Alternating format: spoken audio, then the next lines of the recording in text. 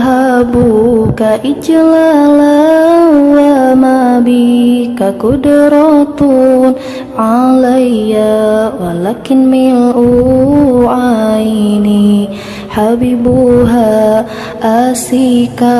ulaka anjeun ka patri najero ati ngagungkeun kulaka anjeun asliti nasanubari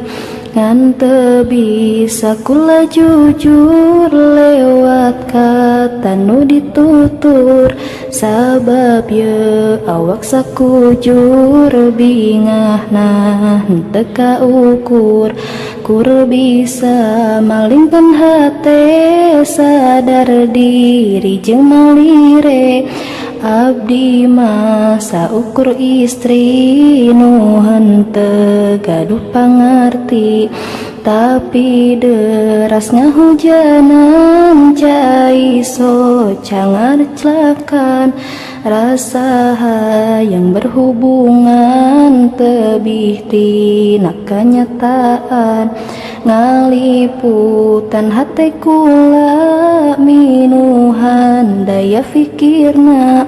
mun anjeun apal cintana moal bisa ngabalesna saat cinta menghadiri melukis indah di hati anjeun selalu ku nanti anjeun selalu ku sukai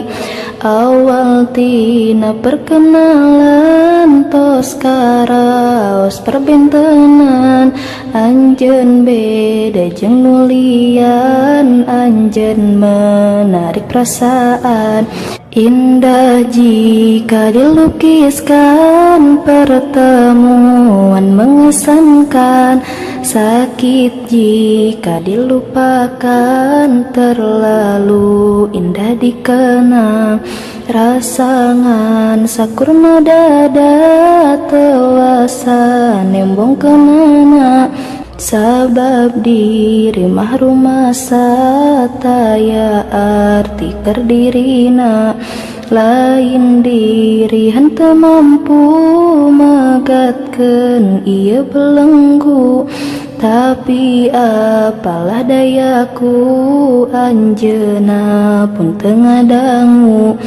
kacatur sosok idaman loba mojang ngadeketan bekili laya perasaan bekarasa nangarootan dipikir asa teu mungkin abdi anu sangat ingin sedeng anjeun sangat dingin lir alif lam jeung tanwin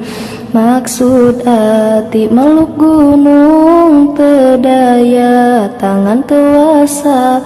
kahayang jadi merenung anjeunna lila pekana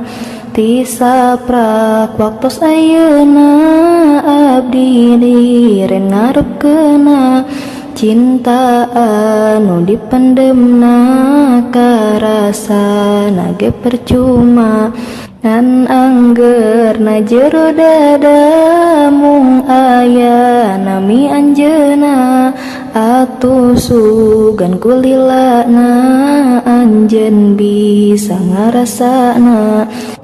duh Gusti nu maha asih paparin abdi kakasih nu ku abdi dipiasih sareng anjeunna ge ngasih.